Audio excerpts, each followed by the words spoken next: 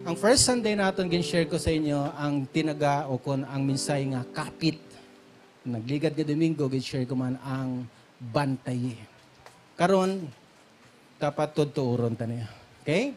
Atubay mo tupad, tudtuod. Ang manang word nga gusto ko i-share sa inyo. Kung natingala ka mo sa siningabulan, almost ang akong mga title puro Ilonggo ano. Yan ang akong mga main points ay puro mga Ilonggo man. I really wanted to make it more relevant sa aton nga present nga sitwasyon karon. All right? So, when I say tuod,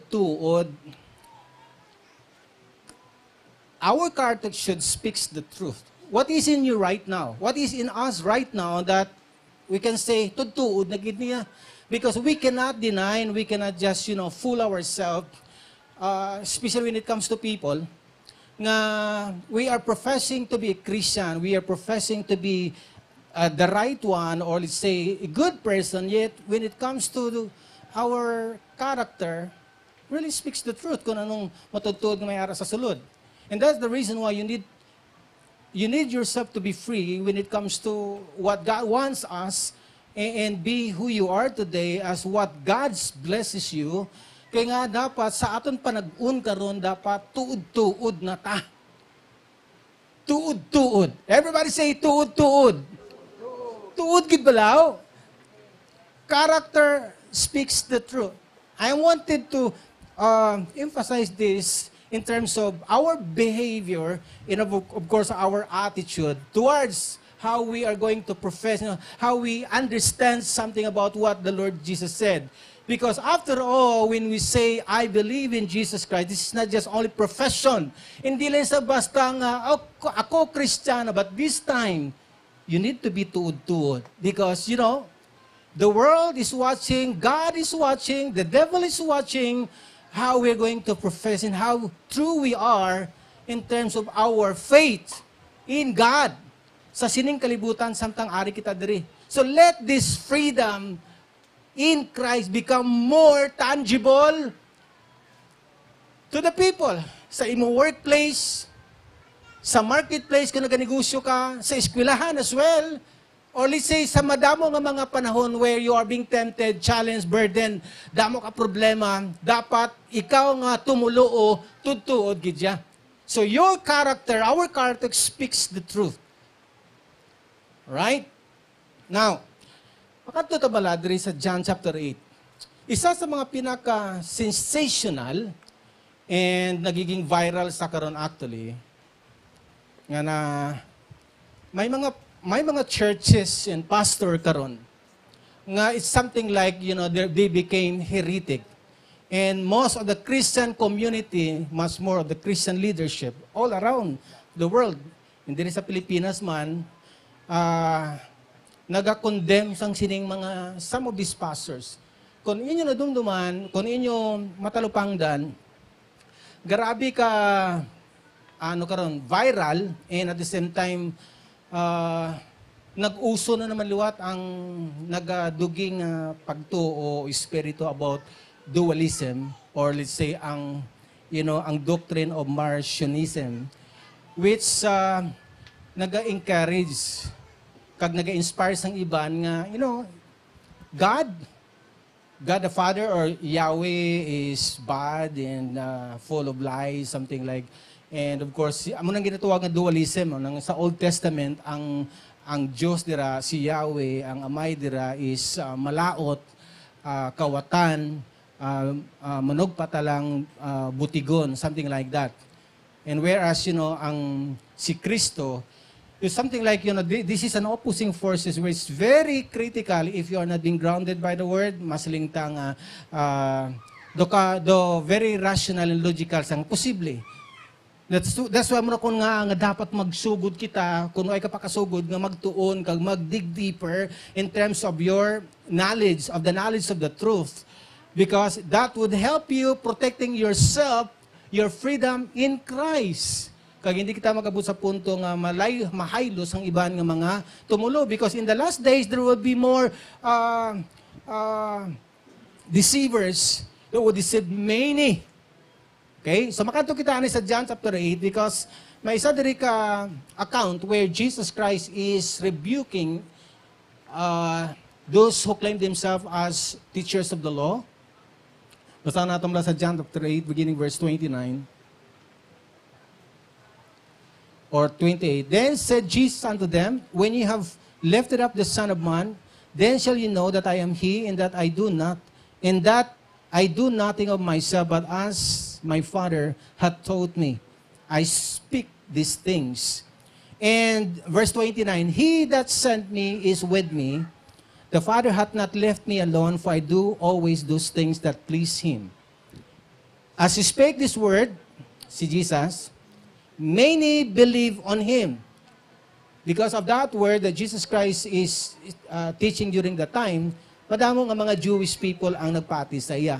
But there are, in verse 31, nagapamangkot, then said Jesus to those Jews which believe on Him, sila ni Lord, if we continue in my word, I wanted to emphasize something about here because diri makita naton kung ano nga karakter mayara ang mga religious people here, like the Pharisees, the scribes, and the Sadducees, which really wanted to trap Jesus Christ in terms of questioning. So sila diri, and ye shall know, if ye continue in my word, then are ye my disciples indeed. Kung magpadayon ka sa akon mga pulong, sa akon mga pagtudlo, then tutud kagid yang akon mga disciples. Sa nagligad, Galatians chapter 5, verse 1 and verse 13, silindra, we need to stand fast, hold fast, guard ourselves, and do not be entangled again by a yoke of slavery. Amo na sa kaimportante ko nagapadayon kita sa pulong sa Ginoo, sa iya mga pagtudlo. So sila ni Lord, if you continue in my word, verse 31, then are ye my disciples indeed.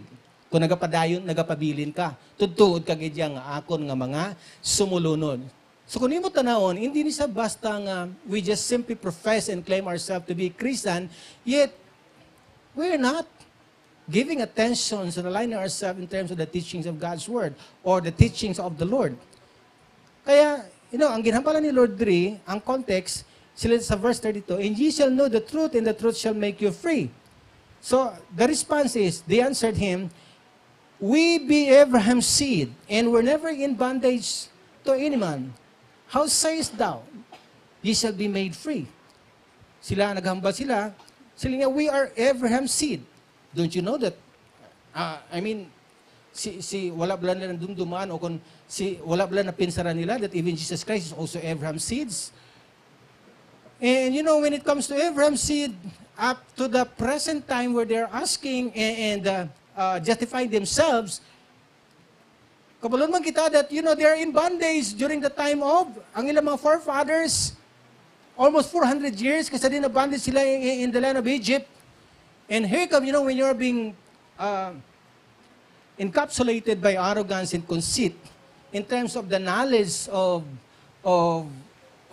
what you have learned, sometimes magabulag sa imo, hindi mo na madumduman o mapinsara ng mga bagay. Tuod gali, na-bandage mo gali kami.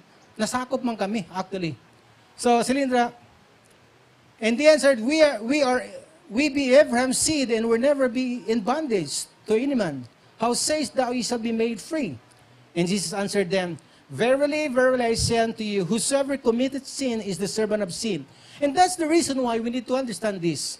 Nga akin ang lenta magpabilin sa pulong sa Diyos. Nga akin ang lenta padayon magpagiya, and why we need always to be sensitive of the Word of God, just like a sheep following the shepherd.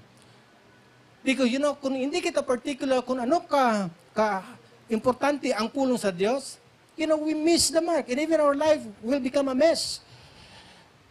Kabalo kita nga, kung wala kita sa kabubuton, kag hindi nato mapahimay ang Diyos, we are in a trap.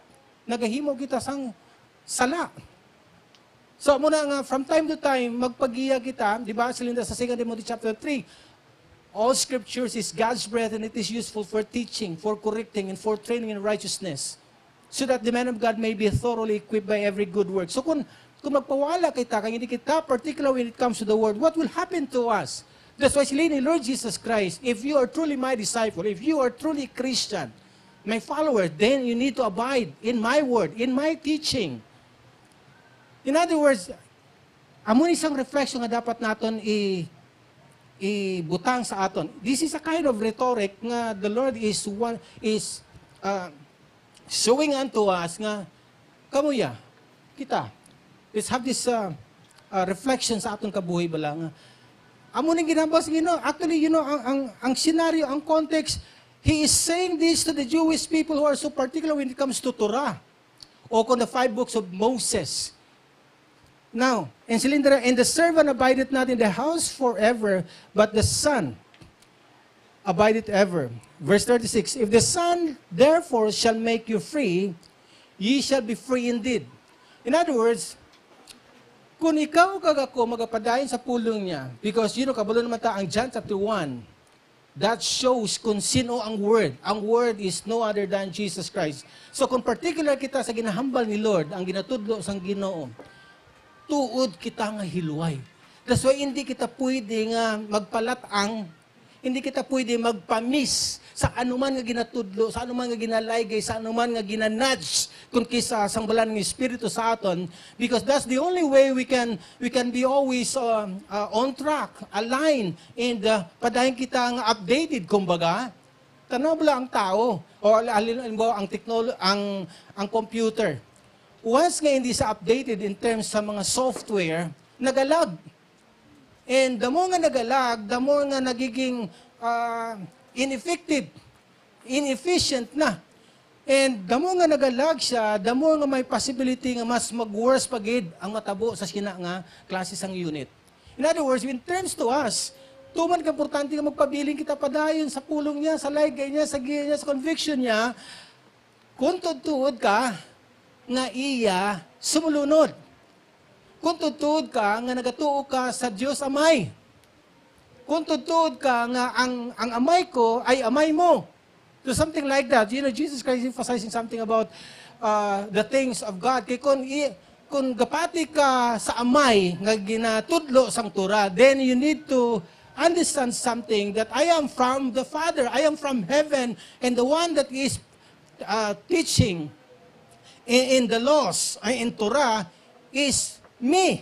Ako ang ginatudlo dira actually. Ako ang ginaprophesy dira. Pero na-miss nila. Verse 37, Silindra, I know that you are Abraham's seed.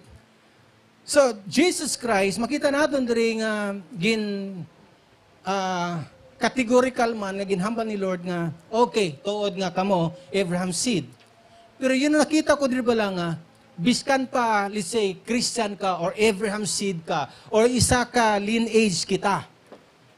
Pero, ang isa ka bagay, nga once nga hindi ka magiging sensitibo, hindi ka kumakapit sa mga importante nga bagay nga natudlo sa Dios. Why ka nagabantay sang imo kaugaling in terms of your character? Character that is being aligned and in line with the will of God and with the Word of God. Then, out of place kita. Malayo kita sa pinaka ginapahayag kag ginpadala sang aton Ginoo. Miss naton nila nga mga opportunity. Knowing, even sa miracle, when God is challenging us something, kinanglan mag-get mo na. Makuha mo dapat. Or else, ma-miss nato ng opportunity nga sa di magpakita ang Diyos ang mga milagro. So, ining mga Jewish people, labi na gid ang mga rabbi, dapat amo ni nga time kung tutuod gid sila nga nagatuon kag sensitibo sila sa revelations of what they have learned, then ma-appreciate dapat nila that Jesus Christ really came from the Father. Pero pag sobrahan ka lang ka knowledge, but you are not allowing yourself to be transformed from what the Scripture says, then magadako ang uluta, just like them. Now, Silindra? And verse 39, they answered and said unto him, Abraham is our father. Jesus said unto them, if you were Abraham's children, you would do the works of Abraham. You see? Kung ikamo Abraham's seeds, kagamay nyo si Abraham, or, you are in that lineage, then dapat ginobra nyo, ginkabuhi nyo, ang ginhimo ni Abraham. Remember that Abraham are being gintagaan sa, ginbless siya sang isa ka kind of title that a friend of God, the righteous one, and the one that exemplify kung ano ang pagtuo. During the time, why pagani isang layi.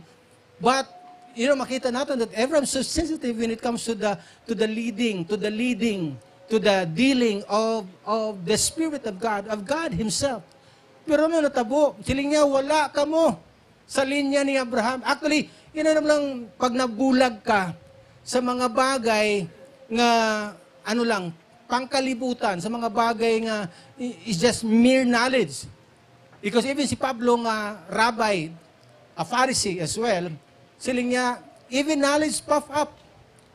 Sa muna kakululbaan, kung hindi mabalansi ang aton kaalam, ang pagkasensitibo, sang aton relasyon kay Lord. Because having relationship with God will give you the details of something na dapat mas maintindihan mo. Inang ginatawag na revelation, aside from the knowledge. So, Silindra, verse 40, but now you seek to kill me, a man that hath told you the truth, which I have heard of God. This did not Abraham. Hindi na ni Abraham niya. Kaya kung iya ka mo ni Abraham, hindi niyo ko pagpatsyon. You will not plot me, you will not trap me to be killed. Pero kay hindi ka mo iyan ni Abraham. Siling ko sa inyo lang, there are many professing Christian. There are many professing godly people, righteous people, but actually, when it comes to character, it always speaks louder than words. So I say, kung tuod, character will always speak the truth. Now, what is inside of you? What is inside of them? Kung Abraham seed sila, kung mga anak sila ni Abraham, dapat gahimo sila, sang ginhimo ni Abraham.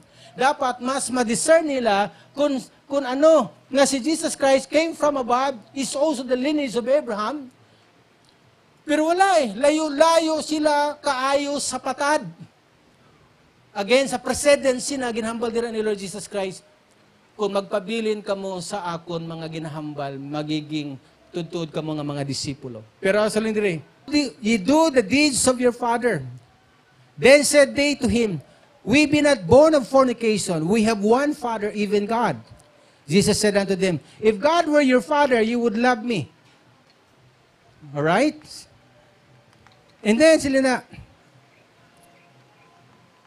we be not born, Jesus said unto them, if God were your Father, you would love me, for I proceeded forth and came from God.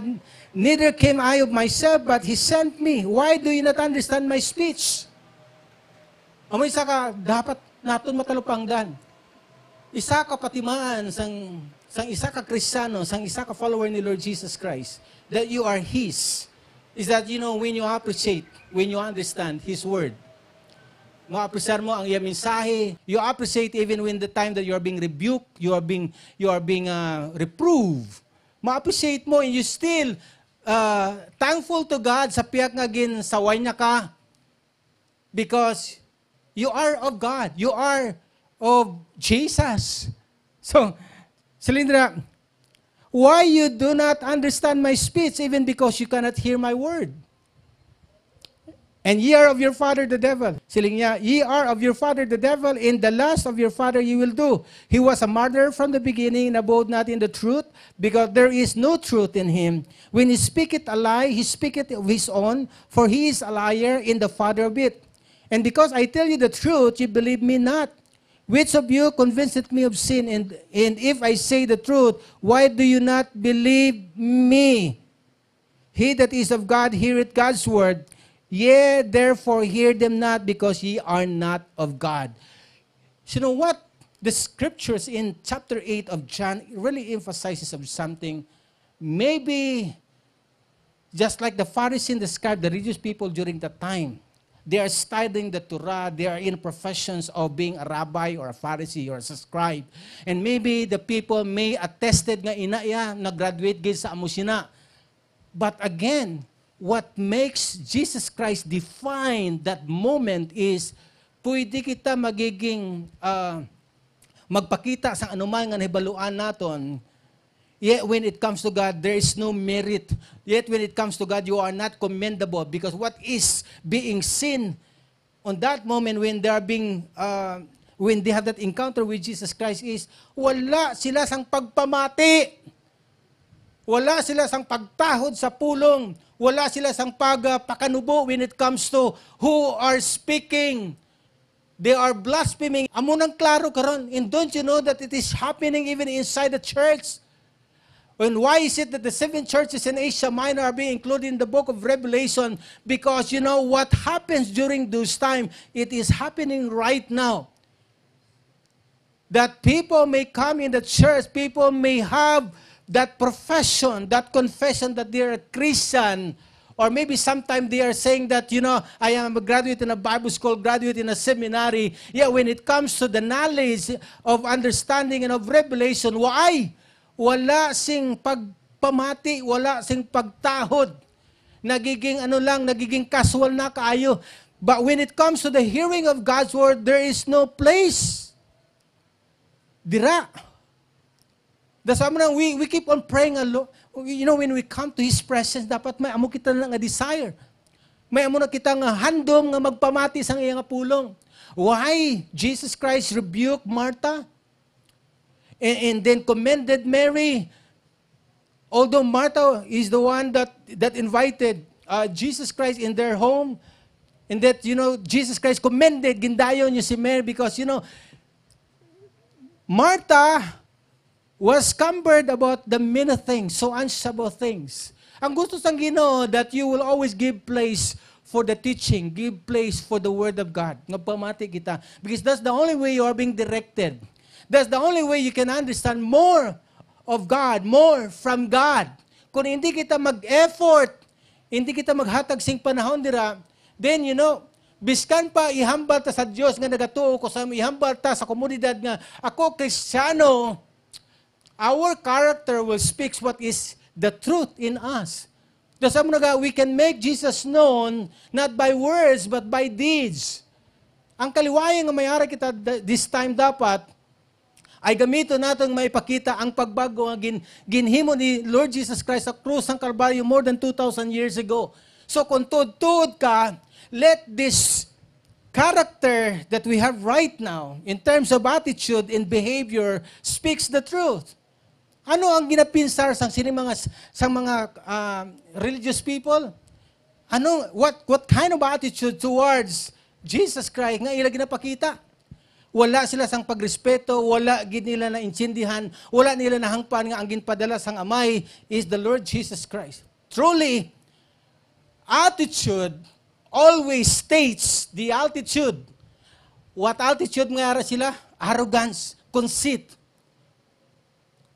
That kind of attitude kung kisa pag-alam ka, pagdamo ka sa nalabutan, pagdamo ka sang kilala, that can makes you become more arrogant, that can makes us more become conceited. So, ang pulong sa Ginoo, regardless kung anong nalabuta sa kabuhi, ang pulong sa Ginoo magtudlo sa ato sa insakto. And that makes us humble, biskan pa sa mga pagpakamay nga nabaton ta, na-experience ta from time to time. And that we can still discern that this is of God, and He is God, and this is the plan of God, and this is the will of the Lord. Pero kung ang tao gani, ay more on profession lang, more on position lang concerning their faith, but there's no work. Amo na ang book of James nagasiling na, show your faith without work, and I will show you my faith with my works. That means, you know, after you are being saved, works, that salvation shows of the fruits that you are of Jesus, that you are of God. Kung tutuod kita nga naluwas. So, that give a proof. Kumbaga, ang aton dapat nga kabuhi is a proof producers of something that we believe. That's why silinda ni Jesus Christ, so the Pharisee and the scribe, you are of your father the devil, because their character speaks of their fathers, the devil. So our character should speak of our Father in heaven. Our character should speak of what we believe in Jesus Christ. Where this time sa aton pagtrabaho, sa aton komunidad, kung di man kita gibutan sa Ginoo, kung damo ka man problema, maipakita mo nga ikaw nga tumulo ni Kristo tuod-tuod. Amen? Tubangin mo tupad. Ambala siya, tuod-tuod ka gidya. You know, kung kisa daw kaladlawan lang daw joke-joke lang man pero a kind of rhetoric nga question sa imo, seryosoha bala, tudto gibla ko yung nga Kristiyano. Kay kung totoo ta nga Kristiyano, this is our profession, our position is not just a mere representation, but rather it is a representation of Jesus Christ where makita agad ang imahin, ang kabuhi sa atong Ginoo. Si Pablo nagasiling, I bear, Jesus Christ. The death of Jesus Christ in my body so that His life should be seen in me. Sa Galatians chapter 2, sila man, I am crucified with Christ. Nevertheless, not I who live, but Christ in me. In the life that I am living, I live for the Son of God. Amo na ginhambal niya. So, duha ka punto gusto ko emphasize sa siningation where, character speaks the truth. Our character speaks the truth. Una, we need to understand, kung tuod kun may pagtuo nga, tuod. Okay? Isa ka bagay nga nakita ko na kung in the context of John chapter 8. Tutod, kun ang pagtuo, kun may pagtuo nga tuod. Because we can fake, even sometimes, what we profess to have, that we have faith in God, that we have faith in Jesus Christ. So diri, gina-assert ni Lord Jesus Christ, on that context, on John chapter 8, kung ang pagtuo gid bala naton sa iya ay tuod. Because kung ang pagtuo naton sa iya ay tuod, then nagapadayon kita nga pabilin sa iya mga pagtudlo. We never compromise. Sa sining kalibutan that are being influenced by the spirit of compromising. So, tuod-tuod, kung may pagtuo nga tuod. Genuine faith leads to freedom. That's why hindi po siya nagasulod ka sa Christian churches, hindi po siya nag-claim kita nga Christian ay nabagaw kita. Only genuine faith, only those who have true relationship in Jesus and with Jesus. Christianity is a journey. And that muna kung nga magapabiling kita dapat sa pagtuo, magapabiling kita dapat sa iyang mga pulong. If we give place to the Word of God, amo na ginaman sa John chapter 8, pero siling niya sa mga Fariseo, wala abi dira sa inyo because you are of your father, the devil. Ato ba nga, imo to padambala sa wala dire. Wala dire. Amen. And we are serious about our faith. And by grace, we know that we are a work in progress, but we are serious about our faith. Seryoso kita dire. We wanted, to honor God. We wanted to make Jesus known sa aton kabuhi. The way we are being placed in the workplace, kundi ka man assign sang Ginoo. Basta, ay isa ka bagay nga klaro, tuod kon may pagtuo nga tuod. John chapter 8, silindra, verse 30 to 32. Even as he spoke, many believe in him, but siling niya, to the Jews who had believed him, to the Jews who had believed him, just like sa aton, sa imo nga nagatuo sa iya. Jesus said, if you hold to my teaching, if you hold to my teaching, if you hold to my teaching, you are really, take note of the word, really, you are really my disciples. Kung ginauyatan mo nga akong pagtudlo, tuod kagidya nga akong disciples. Tuod kagidya nga ako sumulunod. Tuod kagidya nga ako niya nga mga karnero. If you hold to my teaching. So, tuod kung may pagtuo nga tuod. Nga aman, may araya piki mong. May amo na gani, we wanted to get out from religiosity. Why? Maybe people may recognize you and people may appreciate you nga tutumta nga nagakanto sa simbahan. But only God knew kung ang aton pagkadto bala may tudtuod nga pagtuod dira sa iya. Because people of today are being influenced by the spirit of religiosity.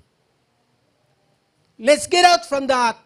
Because what defines us to be a true, genuine believers is when there is a place of God's Word in our heart. And that we are willing and determined to follow, obey, apply every words. And we're also willing to be corrected, to be transformed into His image because amo nang gusto niya makita sa aton. To the Jews who had believed in Him, Jesus said, if you hold to my teaching, you are really my disciples. Then verse 32, then you will know the truth, and the truth shall make you free. And the truth will set you free. So this freedom is ara sa truth. So, para maka-experience na kita sa ginatawag na kamatuoran, and that this truth will bring you into freedom, is that you remain in His Word.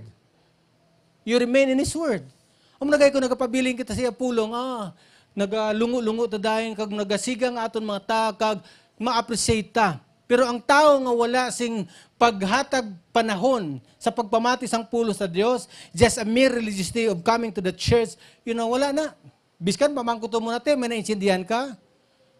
Pero dapat may nakuha ka bago ka magpuli, may naintindihan ka that word is for me.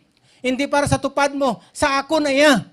Because every one of us are being dealt by the Spirit of the Lord. Kita tanandri, gina-ministeran sang balaning Espiritu. So hindi lang ang tupad mo ang nakabaton, dapat ikaw may araman.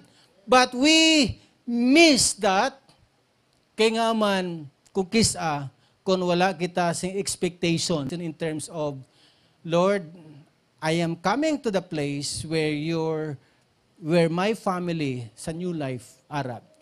Because I wanted to be filled. I wanted to be reminded. I wanted to be corrected, Lord God.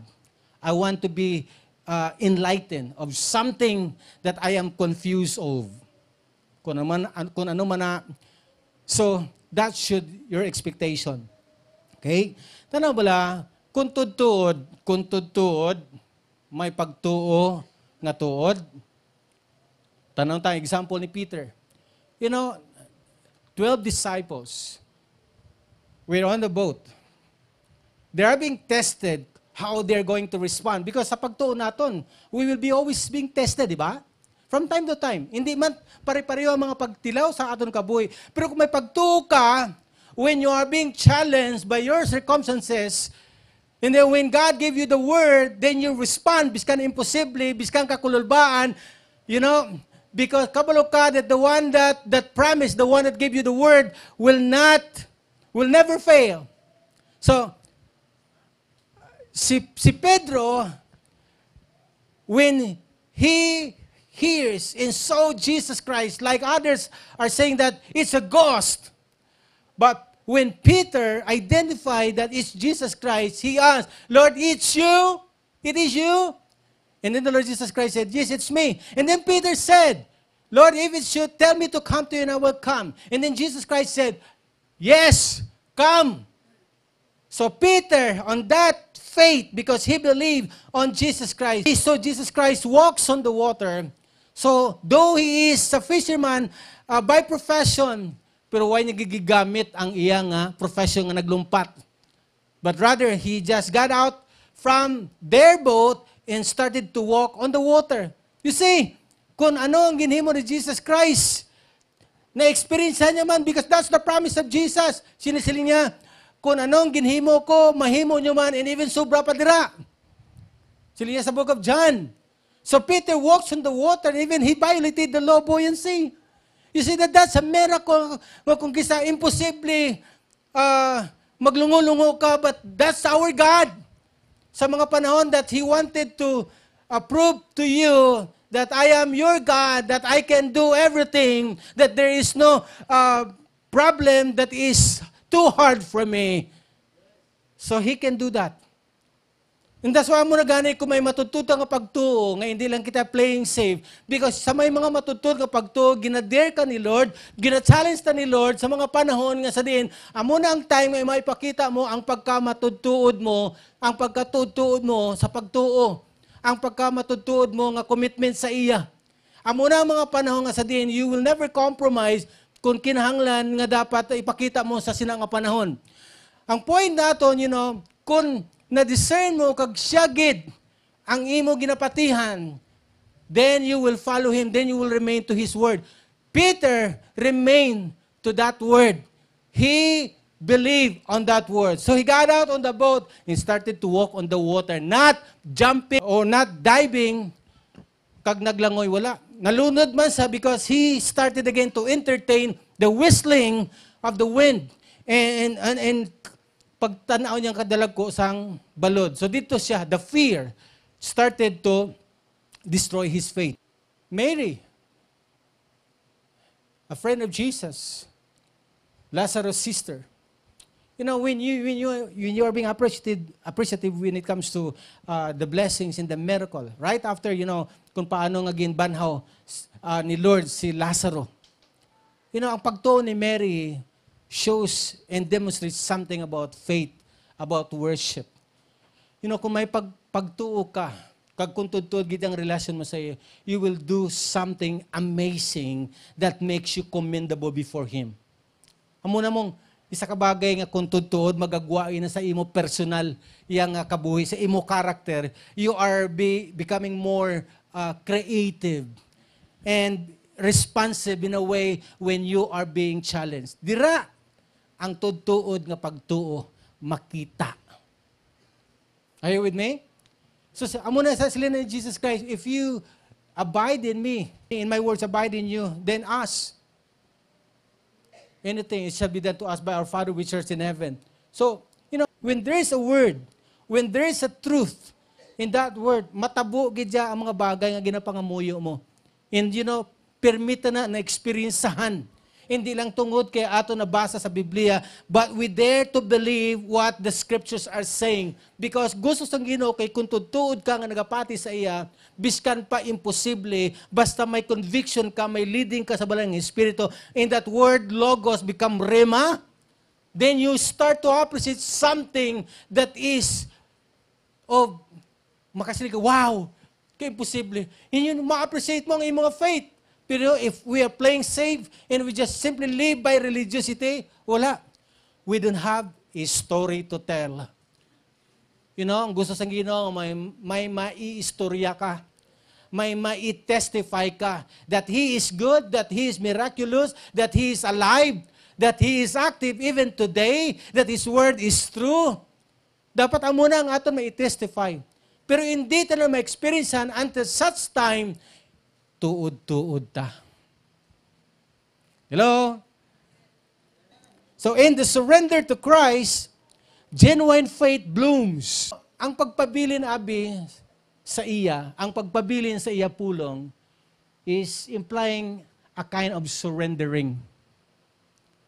Kung nagpabilin ka siya pulong, nagatuong ka siya pulong, despite of your intellectual capacity and ability and you know, standards ang imo yung pagpangabuhi. Yet, when it comes to God and when it comes to Jesus Christ, you are surrendering yourself to Him every day. Not just yesterday, but every day. Surrender gid pirmi ang aton kabuhi because from time to time, there is temptation. So, surrender ta pirmi sa iya, Lord, hindi ko ni kaya. Biskan may kilala ka pa, biskan may mga ideya ka na, yet you surrender yourself unto Him sa gihapon. Because when you are being inspired of something or of someone, makita ginaya sa karakter ta, the way we think and the way we behave ourselves. Because character speaks the truth. Kung anong ara dira, kung may pagtuo nga tutuod. Kung may tutuod nga pagtuod, dira na magkalabugto ang mga chains of sins. Dira na magkalabugto ang mga chains of fear. Dira na magkalabugto ang mga chains of anxiety, of depression, of whatever anxiousness nga ato na batsagan. Diba? Amuning ma-experience sa kalibutan karon. Sin, fears, anxiety, depression, mga panicking kung kaysa nga because of that, the why na kita sing klaro nga focus kay Lord, kay nga man affected na kita. Pero kung tutuod ka, regardless of that present situation that you are seeing, that you are feeling, that you are hearing, though I walk to the valley of the shadow of death, I will fear no evil, for you are with me. And your rod, it comforts me. even in that moment in time, the Lord is blessing, the Lord is filling our cups amidst the enemies. Even in that situations, like David said, He is bringing us always into the greener pasture. Amuna katahom, when our faith blooms. Amuna katahom, when we are tuod-tuod, because it breaks the chains of sin. It breaks the chains of fear. It breaks the chains of anxiety. Wis amuna budlay bulngon. Magasto, mas miserable, mas komplikado. And sometimes even you have such a kind of savings or investment, pag atakyong kasi na kulang, or let's say, hindi makasatchate sa needs mo. Amuna ko nga mga utod, we need to remain in God. We need to remain in the Word. We need to be always in connection with the vine, which is the Lord Jesus Christ, breaking chains of sin, fears, and anxiety, perplexities, leading us to the liberating embrace of true freedom. Galatians chapter 5, for it is for freedom that Christ has set us free. Because God is thinking about you to have that freedom. So stand firm. Then, and do not let yourself be burdened again by a yoke of slavery. Halina kita dira nga daan. So kumbaga, in our decisions to be free by staying in the Word of God will help you break the chains of sin, break the chains of fears. Kung may mga kapalpakan, may mga mistakes kita and failures kita from the past, when we start all over again by the grace of God, then it gives us a new life to start fresh. Amuna katahom when we surrender ourselves unto Him. Amuna katahom kung may tuod na nata nga pagtusaya. Amuna katahom if we get out from the spirit of religiosity where, sometimes being hypocrites in terms of how we're going to dress, how we're going to express our gestures of worship. But above all or beyond, dapat gusto makita. Kag ipakita ta dapat kay Lord that inside of us, that kind of character depicts and reflects our true faith in Him, our genuine faith in Him. Sa kabuhi to, damo gidya ups and down. Sa kabuhi naton, damo gidya mistakes. But there is always hope. There's always freshness. There's always a new life when we start to surrender unto God, showing our faith that there is hope remains, that there is love remains, that there is faith remains, according to 1 Corinthians 13. Through faith in Christ, believers find freedom from sin. Amo gining gusto makita sa aton sa Ginoo nga kita maka-experience kita sang kahiluwayan. There must be, changes nga matabo sa aton kabuhi. Pagbag-o, halin sa pagka makasasala hasta nga way na kita nagahimo sang sala. Hindi man busi ngayon, nga hindi kita makasala, but it's no longer our lifestyle. Are you with me? Amo na gusto makita sa ato sa Ginoo. That you have truly a new life. Not a name of an organization. Not a name of the church that we have right now. But a new life inside of you that is birthing, that is producing something that is fresh. Something that can produce something that can give life to others as well. Kita. Amo nang gusto makita sa aton sa Dios. Amen. Let's get out from religiosity and become more relational and become tangible when it comes to our faith. Inang mabatsagan na gid sang komunidad, mabatsagan ni Lord nga tutud na gid ikaw.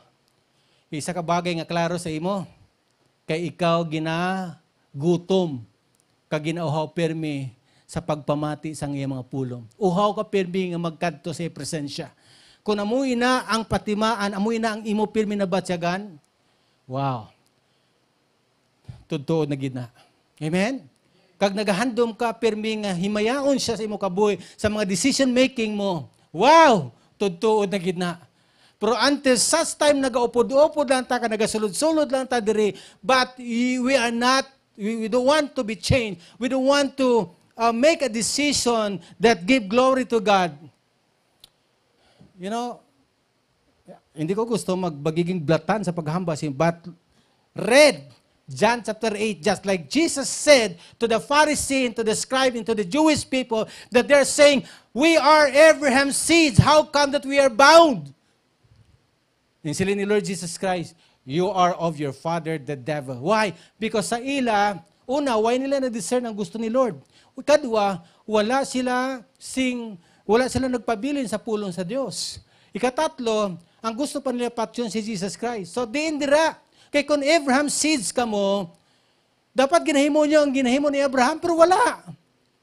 So, can a person become more, can fake their profession, their claims? Yes.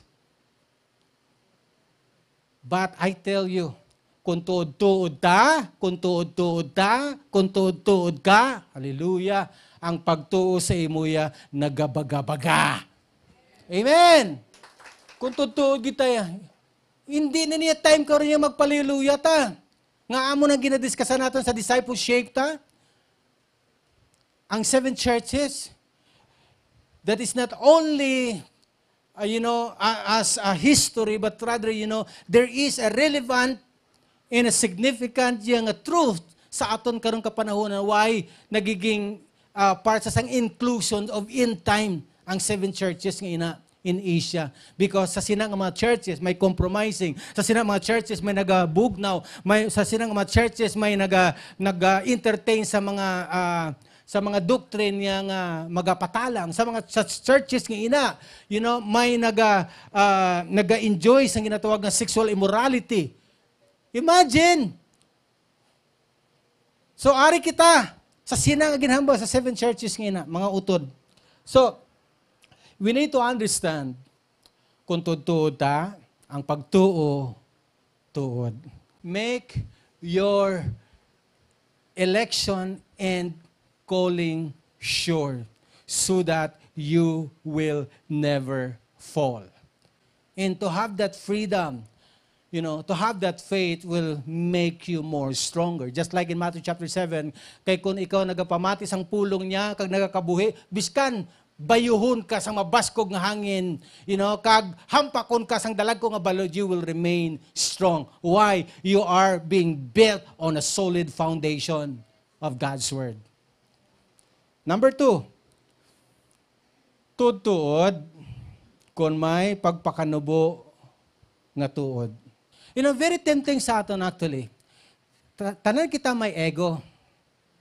Sa atong mga achievements, sa atong mga victories and success, sa atong mga na-accumulate, sa atong mga nalabot, labi na gid kon feeling mo daw ara ka na sa self-actualization sang imo kabuhi nga it seems like the why nakita sang kwaon pa kay daw ara na ang tanan, but I tell you, ang pinaka-tempting sa aton kabuhi ang ginatawag nga bugal. Damol may bugal ta, damol nga daw hindi ta makahatag na tsimpo, magpamati, damol nga very, mahilig na ta mag-justify, mahilig na ta magiging rational, mahilig na ta pirmangita sang justification para sa aton kaugalingaw ginahimo, biska na hindi na insakto. That's why, sa sitwasyon karon sa kalibutan, even when it comes to lawmaking, sa mga lawmakers karon, ang mga immoral, nagiging moral. Ang mga abnormal that time nagiging norm na karon. Because those who are in the branches of government, just like halimbawa ang nagaobra sa mga lahi, sa legislative, they are now making law or legislating a law para sa ila kabuhi, para sa ila nga batasan, para sila ginihimo nga ma-justify kag ma-protectaran. Pero when it comes to the context of the Word of God, that's immoral. And sad to, ang mga immoral nga bagay, karon when it comes to the law, magiging moral na. It's happening, kag mga bagay karon nga it seems like nga, higa mo ka pa na, pila ka adlaw matingala ka na, moral na siya, sa ngalan sang gobyerno, but not of God. So dating abnormal, magiging norm na karon nga daw okay na siya. I cannot mention everyone, but if you're smart, you will see. Kung may knowledge ka about the truth, you will see kung ano mga bagay nga sadto, as of today, the Bible will continue to speak that is seen, yet karon nagiging norm nga okay lang, understandable. Amo na gani nga biskan anong aton nalabot, biskan alam kita nga mga tao, isa ka bagay nga dapat klaro sa imo, Lord, when it comes to your word, I will listen. When it comes to your word, Lord, mapasabdong ko, mapakurik ko, because that's the only way nga mabalansi ko nga akong kabuhi. Nga hindi ako maging conceited, hindi ako maging arrogant. Tandaan natin, pinaka matahom, pinaka powerful nga angels, pinaka trusted nga angel si Lucifer. But because of that pride, muna ko nga ari di sa karon. No wonder kung nga ang kalibutan puno sang ginatuwag nga bugal. And why is it nga gintopol ni Lord, ginpastop ni Lord ang sang ginatuwag nga Tower of Babel, because of the knowledge and pride and desire of the people to even becoming more of God and to become like God. So this time, klaroon tani, nga even when it comes to our freedom, and when it comes to what Jesus Christ said in John chapter 8, kung tuod ta, magapakanubo ta. I mean, to humble, to have that humility. Humility will always leads to teachability. Kaya biskan ano nga itong labot ya, magapabilin ta Japon nga magpatudlo kay Lord. We never brag our achievement. We never brag all our accumulation and kung ano pang ato nga mga connection. But we always, boast God, Jesus Christ in our life. Just like David said, some boast in chariots, in horses, some boast in princesses, but I will boast the name of my God. Amo na yung mga Kristiyano, amo na yung mga alagad sa Ginoo, damo kilala, may power, may impluensya, damo kwarta, alam kayo, pero isa lang ang ginapadayaw nila sa ila kabuhi, si Lord. And that's the reason why, though people are recognizing that gift, that blessing, they're always saying that it's only by the grace of God. Grasya lang ni Lord. Wala ko diya. Hindi ni akon, iya lang ni Lord. I'm just simply a steward. That's humility. Pero kung ang tao gani naghabok ang ulo, naghabok ang dugan, ang tagipuson, ako na good na. Di ba? Siyempre, linya sa mga maalam ng mga tao, siyempre, linya sa mga dalag ko ulo. Amo na mga tao gisaya nga kadelikado. Nadum naman niya sa Luke chapter 12, grabing pagpabugal niya. Sa iya nalabot. One time in the night, sila niya, ano ako himuon man? Okay, I'm going to tear down this barn of mine and then a bigger one. But you know what happened? Sila sa Ginoo, tonight I will require your soul. Arrogance, defy God. Ang pagka-arrogante sang tao, ang pagiging conceited sang tao, naga-defy sang kagamhanan sang Diyos, sang kaalam sang Ginoo. That's why what happened to Lucifer? He was being dropped here. The pride, the arrogance, the conceits will lead a persons to defy God. So, pero ang humility will always lead to teachability. So I want to say this. By embracing humility, we unlock the doors to the profound revelations of God's presence. Sa book of Proverbs, that before distractions, a person's heart is haughty or arrogant.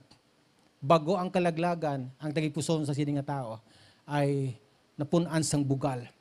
Pero tanaw si Jesus Christ, though He is God, came to earth to redeem people. Siling daw sa Philippians chapter 2 verse 3 to 8, do nothing out of selfish ambitions or vain conceit.